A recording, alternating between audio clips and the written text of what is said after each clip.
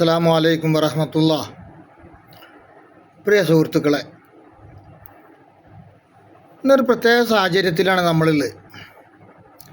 ഒന്ന് യുദ്ധം, America, Iran, India സഖ്യം, മറ്റ് അറബ് രാഷ്ട്രങ്ങൾ ഇവരൊക്കെ ഒറ്റ സഖ്യമായിട്ട് ഇറാൻ അടിക്കണമെന്നില്ലാണ് ഇന്ന് കാണുന്നത്. ഒരു പ്രത്യേക സാഹചര്യത്തിലാണ് നമ്മൾ. ഖമനേയി കൊല്ലപ്പെട്ടു. രണ്ട് വശങ്ങളുണ്ട്. ഖമനേയി ഒരു ധീര രക്തസാക്ഷിയാണ് എന്നൊരു വിഭാഗം, മറുവിഭാഗം രക്തസാക്ഷി എന്ന് പറയാൻ പാടില്ല എന്നൊരു വിഭാഗം. എന്തായാലും മുസ്ലിങ്ങളാണല്ലോ. അപ്പോൾ ഒരു മുസ്ലിമിൻ്റെ നിലപാട് എന്തായിരിക്കണം എന്നുള്ളതിനെ കുറിച്ചിട്ട് നമുക്ക് വ്യക്തമായൊരു ബോധം ഉണ്ടാവണം. പ്രത്യേകിച്ച് ഇത്തരം സന്ദർഭങ്ങളിലൊക്കെ എന്താണ് മുസ്ലിങ്ങൾ. ആദ്യം ഞാൻ മുൻപൊരു പോസ്റ്റിൽ പറഞ്ഞിട്ടുണ്ട്. അതായത് ഫാസിസം എന്ന് പറയണത് എല്ലാ മതങ്ങളെയും, അതായത് അവരുടെ ആചാര്യന്മാർ പഠിപ്പിക്കാത്ത കാര്യങ്ങൾ അവരുടെ ആചാര്യന്മാരിലേക്ക് ചേർത്തി പറയുന്ന ഒരു സ്വഭാവം എല്ലാ മതങ്ങൾക്കും കാണാം, പൂർവ്വവേദക്കാരിൽ. അതുതന്നെയാണ് സമസ്തയെ പോലുള്ള ഇസ്ലാമിൻ്റെ പേരിലും അറിയപ്പെടുന്നത്. സമസ്തയാണെന്ന് ലോകത്ത് അഹ്ലുസുന്ന വൽ ജമാഅത്തായിട്ട് അറിയപ്പെടാൻ ആഗ്രഹിക്കുന്നവർ അവരാണ്. അവർ ശരിക്കും ഇസ്ലാമല്ല, അവരുടേത് ഇസ്ലാമല്ലാത്ത മറ്റൊരു മതമാണ്. അത് മുഹമ്മദ് നബിയിലേക്ക് ചാർത്തി പറയുന്നു എന്ന് മാത്രം. മുഹമ്മദ് നബിനെ സ്നേഹിക്കുന്നുണ്ട് എന്നാണ് അവർ പറയണത്. അപ്പോൾ അതുകൊണ്ട് അവർ മുസ്ലിങ്ങളാണെന്നുള്ളൊരു മുസ്ലിം പരിപ്രേക്ഷ്യത്തിലാണ് അവരുടെ വാചകങ്ങളൊക്കെ. ഖുർആൻ അംഗീകരിക്കുന്നുണ്ടെന്നില്ലാണ് അവർ പറയണത്.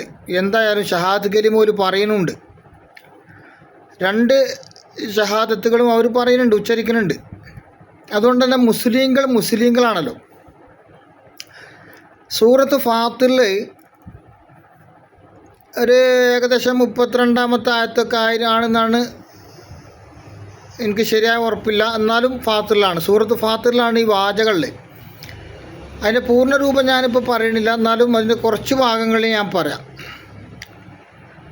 വേദഗ്രന്ഥം നൽകപ്പെട്ട ആൾക്കാരിൽ 3 വിഭാഗക്കാരെ അള്ളാഹു എണ്ണി. അതായത് ഖുർആൻ അവകാശപ്പെടുത്തി കൊടുത്ത ആൾക്കാരിൽ 3 വിധം ആൾക്കാരുണ്ടാകും, 3 തരക്കാരുണ്ടാകുമെന്ന് അള്ളാഹു സൂറത്ത് ഫാത്തിറിൽ പറഞ്ഞു. അതിലൊന്ന് ഫമിൻഹും ളാലിമുൻ ലി നഫ്സിഹി, തൻ്റെ സ്വന്തത്തോട് അക്രമം പ്രവർത്തിച്ച ആൾക്കാരായിലുണ്ടാവും. രണ്ടാമത്തത്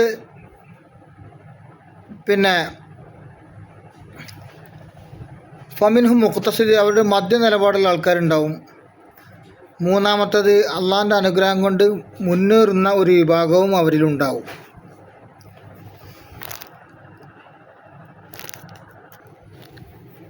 അപ്പോൾ നമ്മൾ പറഞ്ഞു വന്നത് സാബിക്കും മിനൽ ഖൈറാത്ത്, അള്ളാഹുവിൻ്റെ അനുഗ്രഹം കൊണ്ട് മുന്നേറുന്ന ഒരു വിഭാഗം അവരിലുണ്ടാകുമെന്നാണ് അള്ളാഹു 3 വിഭാഗം ആൾക്കാരെ കുറിച്ച് പറഞ്ഞത്. അപ്പോൾ ഐക്യത്തിന് വളരെ പ്രാധാന്യമുണ്ടെന്നാണ് അതിൻ്റെ അർത്ഥം. ഇന്ന് യഥാർത്ഥത്തിൽ ഖമനേയിനെ കുറ്റപ്പെടുത്തേണ്ട ആവശ്യമില്ല. കാരണം അവരുടെ വിശ്വാസം അതാണ്. ഇസ്ലാമിൻ്റെ സ്ഥാനത്ത് മറ്റൊരു ഇസ്ലാമിനെ പുനഃപ്രതിഷ്ഠിക്കാനാണ് അവർ ശ്രമിച്ചു കൊണ്ടിരിക്കുന്നത്. അത് സാർത്ഥകമാക്കി കൊടുക്കുന്നൊരു പ്രസ്ഥാനമാണ് സമസ്ത. കേരളത്തിൽ ഒരു ഷിയാക്കളാണെന്ന് അംഗീകരിക്കണില്ലെങ്കിലും 90% ഷിയാക്കളെ വിശ്വാസം അതേ രൂപത്തിൽ തന്നെ അത് പ്രാവർത്തികമാക്കാൻ വേണ്ടി അഹോരാത്രം പരിശ്രമിക്കുന്ന ഒരു വിഭാഗമാണ് സമസ്തകൾ. 2 സമസ്തകളും അത് അഹ്ലുസുന്നത്ത് വൽ ജമാഅത്തായിട്ടാണ് അറിയപ്പെടുന്നത് എങ്കിലും ഷീഈ വിശ്വാസമാണ് അവരുടേത്. അതുകൊണ്ട് അവരോടുള്ള സമീപനം എന്താണോ അതന്നെ ആയിരിക്കണം നമുക്ക് ആയത്തുള്ള ഖുമൈനിയോടുള്ള സമീപനം. കാന്തപുരം അബൂബക്കർ മുസ്ലിയാരോടോ ജിഫ്രി തങ്ങളോടോ എങ്ങനെയാണോ നമ്മളെ നിലപാട്, അതേപോലെ തന്നെ ആയിരിക്കണം ഖമനേയി. അവരെ മുസ്ലിം പരിപ്രേക്ഷ്യത്തിൽ നമ്മൾ കണ്ടാൽ മതി. അതേസമയം മറുഭാഗത്തുള്ളത് പൂർവ്വവേദക്കാരാണെന്ന് പറയപ്പെടുന്നുണ്ടെങ്കിലും നിരീശ്വരവാദികളുടെ ഒരു ബഹുജന സംഘമാണ് അപ്പുറത്ത് കാണുന്നത്. അമേരിക്ക നമുക്ക് വിശ്വസിക്കാൻ പറ്റിയ ആൾക്കാരാണെന്നെല്ലാം പറഞ്ഞു വരുന്നത്. അവർ വിശ്വസിക്കാൻ പറ്റിയ ആൾക്കാരല്ല. ഇസ്രായേൽ ആണെങ്കിലും വിശ്വസിക്കാൻ പറ്റിയ ആൾക്കാരല്ല. പക്ഷേ ഭൗതിക ജീവിത സാഹചര്യങ്ങളിൽ രാഷ്ട്രങ്ങൾ തമ്മിലുള്ള നയതന്ത്ര ഇടപാടുകളിലൊക്കെ പരസ്പരം ഒരു സഹകരണം ആവശ്യമുണ്ടാകും. അതുകൊണ്ടാണ് അറബ് രാഷ്ട്രങ്ങളൊക്കെ ഇത്തരം പുരോഗമന രാഷ്ട്രീയ സാഹചര്യങ്ങൾ വിലയിരുത്തിക്കൊണ്ട് അവരോടൊക്കെ സഹായം നേടുന്നതൊക്കെ, അവരുടെ സഹായങ്ങൾ സ്വീകരിക്കുന്നതൊക്കെ. അതിൻ്റെ ഒരു പ്രത്യേക കാരണം അതാണ്. അപ്പോൾ ഇങ്ങനെയുള്ള പ്രത്യേക സാഹചര്യത്തിൽ ഒരു മുസ്ലിമിൻ്റെ നിലപാട് എന്ത് എന്നുള്ളതാണ് നമ്മൾ ചിന്തിക്കേണ്ടത്. യുദ്ധം എല്ലാവർക്കും പ്രശ്നമാണ്. യുദ്ധം ഒരു കാരണവശാലും നന്മ കൊണ്ടുവരില്ല.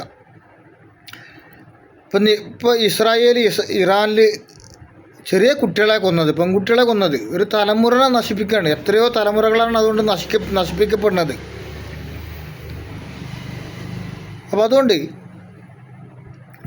ഇസ്രായേലും അമേരിക്കയും ഒരു ഭാഗത്തും ഇറാന് മറ്റൊരു ഭാഗത്തും നിൽക്കുമ്പോൾ നമ്മൾ രണ്ടുപേരും പക്ഷത്ത് നിൽക്കാതെ നിഷ്പക്ഷമായി നിന്ന് മുസ്ലിം പരിപ്രേക്ഷ്യത്തിലൂടെ ഒരു ദീർഘവീക്ഷണത്തോടെ കാണാനും, നാളെ വരും കാലങ്ങളിൽ നമ്മുടെ ഇന്ത്യ പോലുള്ള രാജ്യത്ത് ഏകദൈവ വിശ്വാസികളായ ആൾക്കാർക്ക് ജീവിക്കാൻ പറ്റാത്തൊരു സാഹചര്യം ഉടലെടുത്തുകൊണ്ട് നിൽക്കുകയാണ്.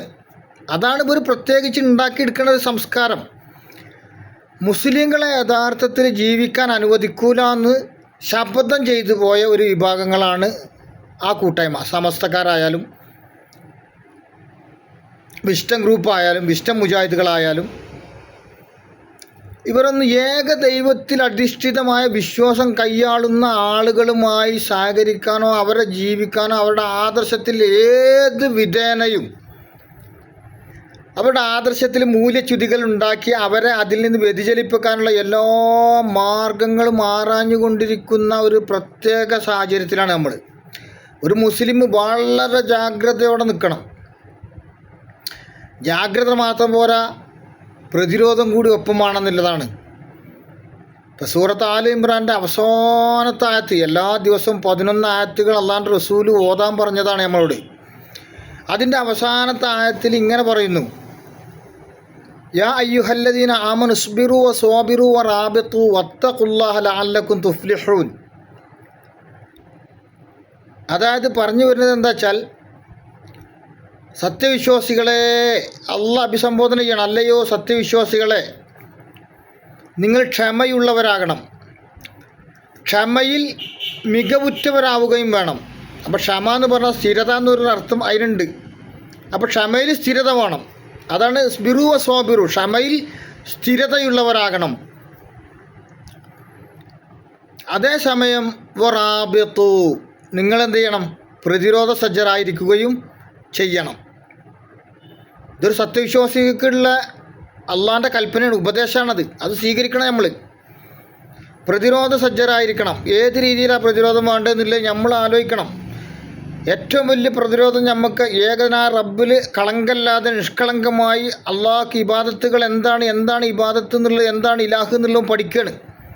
അതാണൊരു വിശ്വാസിക്കാകെയുള്ള പ്രശ്നം.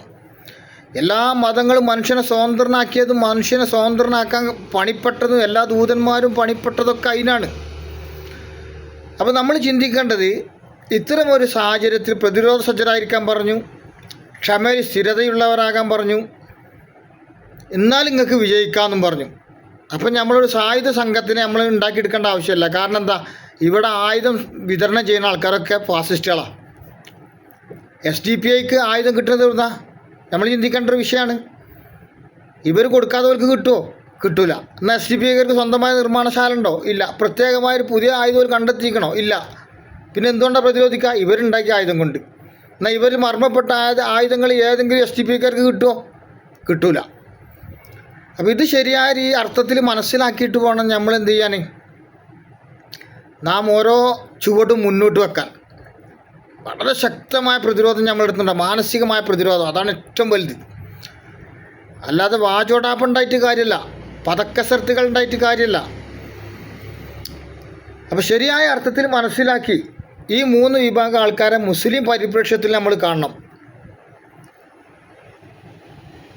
അപ്പോൾ എന്താണോ കേരളത്തിലെ ഒരു മുസ്ലിമിനെ സംബന്ധിച്ച് കാന്തപുരം അബൂബക്കർ മുസ്ലിയാരോടും ജിഫ്രി തങ്ങളോടും അവർ നയിക്കുന്ന സമസ്തകളോടും ത്വരീഖത്തുകളോടും ഒരു മുസ്ലിം സത്യവിശ്വാസിയുടെ, യഥാർത്ഥ സത്യവിശ്വാസിയുടെ വിസ്റ്റം മുജാഹിദുകളോടും ഒരു വിശ്വാസിയുടെ നിലപാട് എന്താണോ ആ നിലപാട് തന്നെ ആയിരിക്കണം ആരോട്? ഖാംനഈയോടുമുള്ളത്. ഷിയാക്കളോടും നമുക്ക് ആ സമീപനം മതി. ഒരു ഷഹാദത്ത് കലിമ ചൊല്ലുന്നുണ്ടല്ലോ, അവർ നമ്മൾ കുറ്റപ്പെടുത്തണ്ടെന്നർത്ഥം. രക്തസാക്ഷികളെ തീരുമാനിക്കേണ്ട ആൾ റബ്ബാണ്. ആ റബ്ബ് തീരുമാനിക്കട്ടെ. പിന്നെ ഓരോ മനുഷ്യൻ്റെ ഉള്ളിലുള്ള അള്ളാഹു മനുഷ്യർക്കും മുസ്ലിങ്ങൾക്കും വേണ്ടി മരിച്ചു എന്നുള്ളൊരു കാഴ്ചപ്പാടിൽ കാണുന്ന ആൾക്കാരെ ഷഹീദ് എന്ന് പറയുന്നതിൽ വിരോധമൊന്നുമില്ല. അപ്പോൾ അതൊന്നും ഒരു തെറ്റായിട്ട് കാണേണ്ട ആവശ്യമില്ല. അതേസമയം നമ്മൾ ഫാസിസ്റ്റുകളെയും സായനിസ്റ്റുകളെയും ഒരേപോലെ തന്നെ നമ്മൾ കാണും വേണം.